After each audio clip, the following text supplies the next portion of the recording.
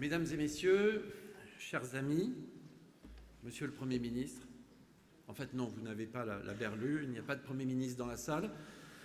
On l'avait bien entendu invité, on avait invité Michel Barnier à venir prononcer son discours de politique énergétique générale devant notre Assemblée, si j'ose dire, mais nous comprenons qu'il y a des urgences plus immédiates et nous lui souhaitons bon courage. Je vais quand même organiser mon propos sous la forme d'une adresse indirecte au Premier ministre. Monsieur le Premier ministre, donc, vous avez été ministre de l'Environnement à la suite du sommet de la Terre de Rio en 1992. Vous avez laissé votre nom sur plusieurs textes importants qui structurent encore aujourd'hui le droit de l'environnement. Lors de la passation des pouvoirs à Matignon, vous avez indiqué qu'il fallait dire la vérité aux Français au sujet de la dette financière et au sujet de la dette écologique. Nous ne doutons donc ni de votre sérieux budgétaire, bien entendu, ni de votre conscience environnementale et écologique. C'est pourquoi le premier vœu que je formule ici, c'est que l'architecture du gouvernement que vous êtes en train de former comporte un ministère de plein exercice en charge des questions énergétiques et écologiques. Pourquoi ? Pour deux raisons au moins. Tout d'abord parce que la France doit élaborer une stratégie énergie-climat qui doit nous conduire à la neutralité carbone en 2050 conformément à l'accord de Paris. Il faut donc un ministère qui puisse être concentré de façon transversale sur cette mission, en s'appuyant sur le secrétariat général à la planification écologique, dont je veux redire ici l'importance, même si nous ne sommes pas toujours d'accord avec ces propositions, mais c'est un outil fondamental. Il faut un ministère englobant l'écologie et en incluant les politiques relatives aux secteurs les plus émetteurs de CO2, les transports, le logement et même peut-être l'industrie. Oui, l'industrie, car comme l'a encore rappelé Mario Draghi dans son rapport sur la compétitivité européenne, rendu public le 9 septembre dernier, décarbonation et compétitivité doivent marcher main dans la main. La seconde raison pour avoir ce ministère de plein exercice, c'est qu'évidemment tout cela a un coût. Ce coût, c'est celui de l'effacement progressif de la dette écologique, c'est celui de l'assurance vie des générations futures, c'est celui d'un investissement dans un nouveau mode de développement producteur de richesse. C'est pourquoi on ne peut pas laisser à un ministère, garant des équilibres de court terme, le soin de conduire la politique climatique du pays qui s'inscrit dans le temps long. Il y a en effet au moins 4 raisons qui poussent à ne pas opposer dette financière et dette climatique. La première est qu'il s'agit de prévenir des coûts exorbitants. Selon l'ADEME, l'inaction climatique entraînera chaque année en France, d'ici la fin du siècle, une perte équivalent à 10% du PIB, ça fait 260 milliards d'euros, 3 500 € par an et par Français. La deuxième raison, c'est que la décarbonation, c'est plus de résilience, c'est plus de pouvoir d'achat.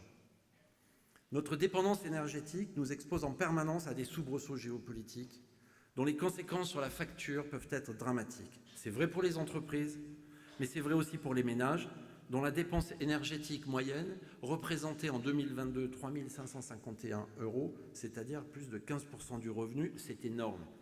Remplacer le plus vite possible des énergies fossiles par des énergies renouvelables, c'est se construire une assurance vie sur le long terme sur les prix, c'est reprendre la barre de notre facture énergétique, ne plus être ballotté au gré des vents des cartels des pays producteurs de ressources fossiles. La troisième raison, c'est qu'il y a un effet vertueux. Les fossiles, aujourd'hui, représentent, vous le savez, 60% de nos consommations énergétiques et ils sont tous importés. Tout ça pèse lourdement sur la balance commerciale, 116 milliards d'euros en 2022, encore 69 en 2023. Imaginons un instant que l'équivalent énergétique soit produit sur le sol français. C'est une incroyable richesse qui en découlerait sous la forme d'emplois, de recettes fiscales, de développement territorial. Enfin, le quatrième effet vertueux, c'est le lien entre décarbonation et compétitivité. Il a été mis en avant par une étude Compass Lexicon pour Business Europe, présentée à l'université d'été du MEDEF. Il est au cœur du rapport de Mario Draghi. Et il était déjà pointé dans le rapport de Selma Mahfouz et Jean Pisani-Ferry. Je cite d'ailleurs ce dernier dans une interview au Monde à propos de ce rapport. Ouvrez les guillemets. La chute du coût des énergies renouvelables montre bien que la dépendance aux combustibles fossiles nous a longtemps détournés d'un progrès technique qui ne demandait qu'à être tiré du sommeil. Ces 4 raisons démontrent que la résorption de la dette écologique peut être un facteur structurant de la résorption de la dette financière. Mais comme le rappelle Jean Pisani-Ferry, au départ, cette transition énergétique et climatique constitue un choc économique négatif. Et il situe à 2030 la bascule vers une dynamique positive. La résorption de nos deux dettes ne relève donc pas du même horizon temporel et c'est ce qui justifie la distinction organisationnelle que nous appelons de nos voeux. Mais maintenant, comment faire ? Il existe des solutions. Nous ne sommes pas face à un mur. Je voudrais vous en donner quelques-unes, portées par des gens sérieux qui sont loin de pouvoir être taxés de laxisme budgétaire et qui ont pour caractéristique de regarder au-delà de l'immédiateté. Commençons par l'échelon européen. Dans son rapport, Mario Draghi, qui, je le rappelle, est économiste, ancien président de la Banque centrale européenne, plaide pour un retour de l'État et l'émission d'un emprunt européen pour financer la transition énergétique. Nous l'avons fait pour le Covid, faisons-le aussi pour le climat. Toujours à l'échelon européen, souvenons-nous de Next Generation EU. C'est le plan de relance européen post-Covid, avec une facilité de relance et de résilience qui était supposée accompagner la décarbonation de l'industrie. A-t-on oublié ? La France s'est vue attribuer une enveloppe de 60 milliards au titre de ce plan. Elle en a consommé environ 40. Que fait-on du reste ? Il n'est pas trop tard, si bien sûr on résiste à la tentation de financer avec ces outils des programmes qui existaient déjà auparavant pour soulager le budget général.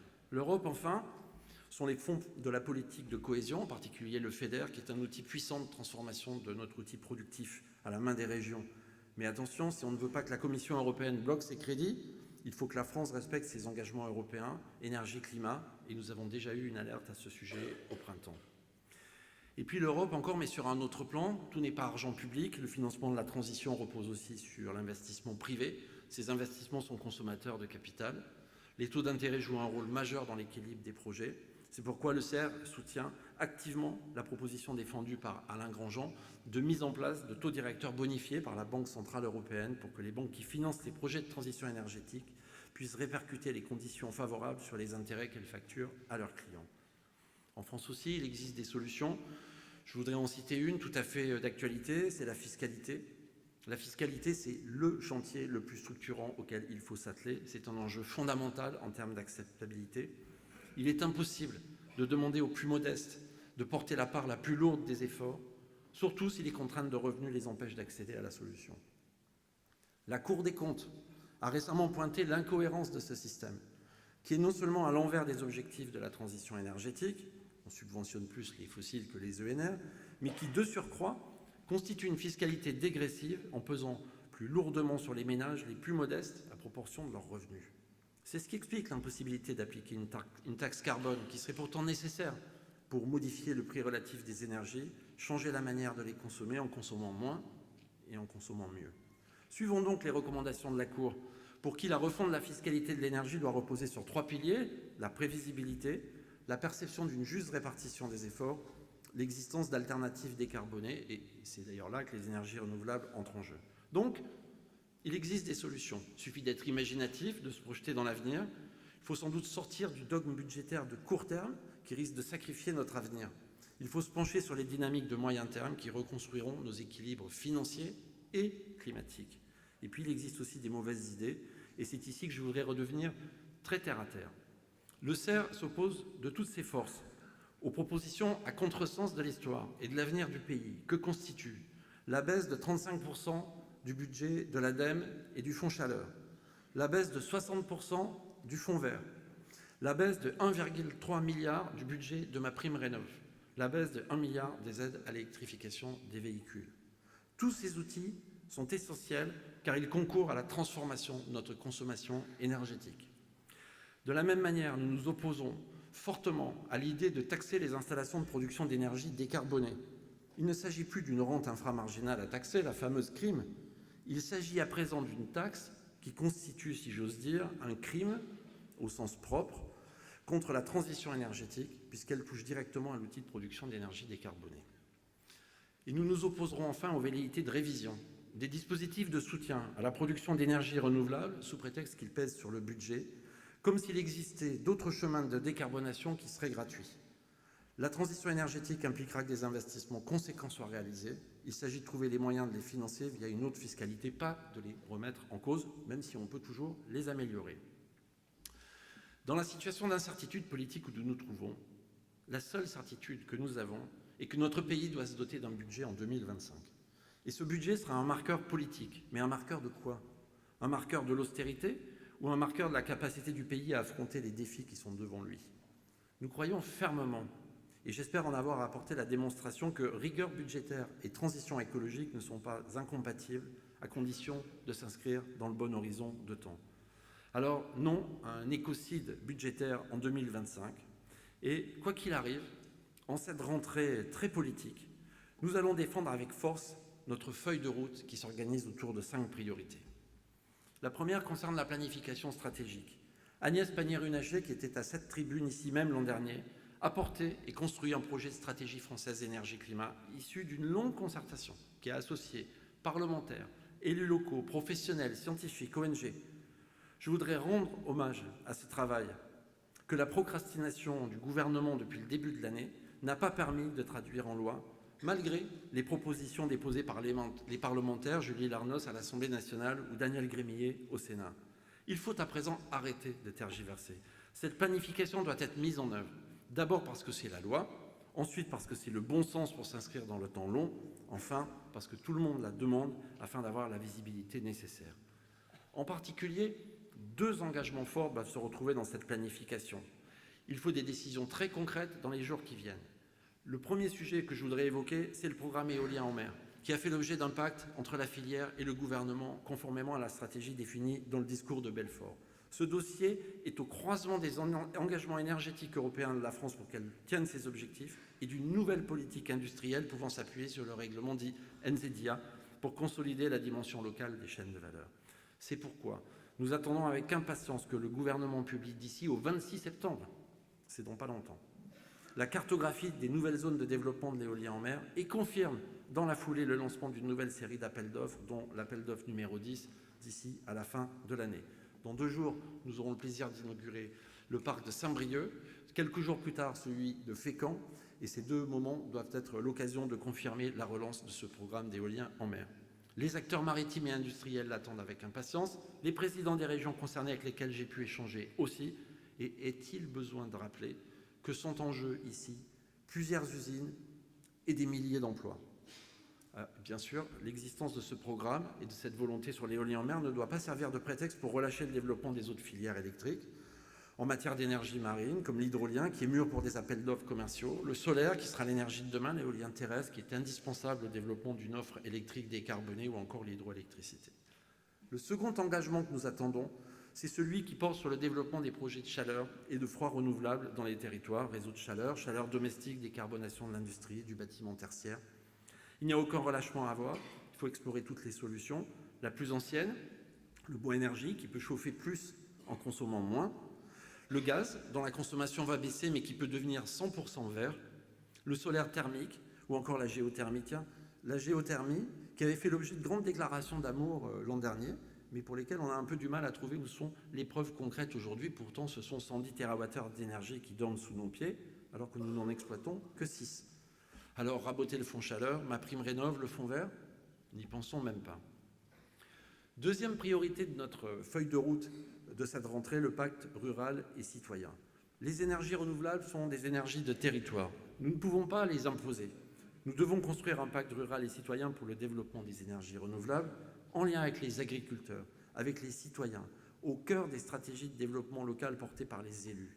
Ce pacte peut se traduire dans l'accompagnement de la planification territoriale, dans l'animation des comités régionaux de l'énergie, dans le déploiement harmonieux de l'agrivoltaïsme. Il supposera de travailler à différentes formes d'ingénierie politique, association des citoyens, concertation, etc., susceptibles de créer de l'adhésion et de laisser plus de marge de manœuvre aux élus locaux, notamment à travers des moyens financiers additionnels générés par les énergies renouvelables. C'est pourquoi il faut, sans tarder, reprendre le chantier du partage de la valeur laissé en jachère. Et sans attendre, j'ai le plaisir de vous informer que nous dévoilons aujourd'hui, et vous le trouverez dans les documents qui vous ont été distribués, notre vision des objectifs régionaux de la future PPE, qui a été construite grâce à tous nos représentants sur le terrain, et je tiens à les en remercier sincèrement, en lien avec les écosystèmes régionaux, avec les élus locaux. Et ça, c'est la démonstration que cet exercice bottom-up, si j'ose dire, est bien faisable. La programmation, le pacte citoyen. Troisième priorité de la rentrée, la valorisation énergétique de la biomasse. Il faut lancer d'urgence la concertation des acteurs sur le bouclage de la biomasse via le fameux comité des parties prenantes autour du groupement d'intérêt scientifique qui a été lancé au Salon de l'Agriculture en février 2024. mais dont nous ne savons toujours pas où en est la mise en œuvre. Cette affaire a trop duré. La concertation des parties prenantes est essentielle pour construire une base de discussion consensuelle au sujet d'une ressource qui fait l'objet de beaucoup de rivalités d'usage. Cette concertation doit être le préalable indispensable à toute décision de nature publique. Il ne s'agit pas de mettre la charrue avant les bœufs. Quatrième priorité de notre rentrée, la chaîne de valeur des énergies renouvelables. La transition énergétique, vous le savez, est l'occasion de construire une politique ambitieuse d'accompagnement de la chaîne de valeur industrielle des énergies renouvelables. Il existe des vrais enjeux, des opportunités, bien sûr, dans l'éolien en mer, mais aussi dans le solaire, dans la production de chaleur renouvelable. Le CER soutiendra donc fermement et avec beaucoup d'ambition une mise en œuvre ambitieuse du règlement européen NZIA afin de consolider le tissu industriel en France et en Europe. Cinquième priorité, les réseaux électriques. Il faut permettre à ces réseaux qui sont essentiels d'accompagner la transition énergétique, et ceci passe par deux dimensions. D'abord, évidemment, la validation des plans d'investissement, qui ont été proposés par les gestionnaires de réseaux. Et ensuite, la mobilisation de ces moyens en repensant globalement le réseau, un réseau intelligent, capable de jouer des complémentarités entre les variations de l'offre et celles de la demande. Les enjeux de flexibilité vont devenir essentiels dans un monde où les profils de production et de consommation vont profondément évoluer. À cet égard, il est parfois éclairant de regarder ce qu'en disent les commentateurs extérieurs. Et je voudrais ici citer un blog que peut-être certains d'entre vous connaissent, qui s'appelle Jérôme à Paris, mais qui porte un regard extérieur sur la politique énergétique dans différents pays.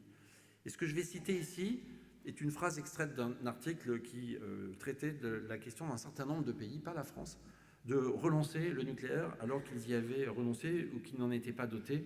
J'ai traduit. La citation est la suivante. L'énergie nucléaire va devenir de plus en plus difficile à intégrer dans un système qui est inexorablement dominé par l'énergie solaire dans la journée et par les autres ENR. Évidemment que ce propos prononcé ici peut paraître un peu provocateur, mais il montre que notre regard collectif sur les sujets d'intégration doit peut-être évoluer. Si nous réussissons la transition énergétique, les énergies renouvelables, électriques et non électriques, constitueront le socle de notre système. Il est donc logique de faire évoluer notre vision du système afin de le concevoir autour de ce futur socle. Je vais m'arrêter ici, mesdames et messieurs, chers amis. Monsieur le Premier ministre, j'espère que ces mots vous parviendront. Nous sommes des gens pragmatiques. Nous produisons une ressource qui rencontre l'intérêt général du pays. Nous sommes très déterminés, mais toujours prêts au dialogue, toujours prêts à partager des expertises, toujours prêts à trouver des solutions. Nous vous tendons la main, Monsieur le Premier ministre, à vous et à votre gouvernement. La tâche qui vous attend est ardue, mais nous pouvons, modestement, prendre une part de l'immense effort de résorption de la dette financière et de la dette écologique. Je vous remercie.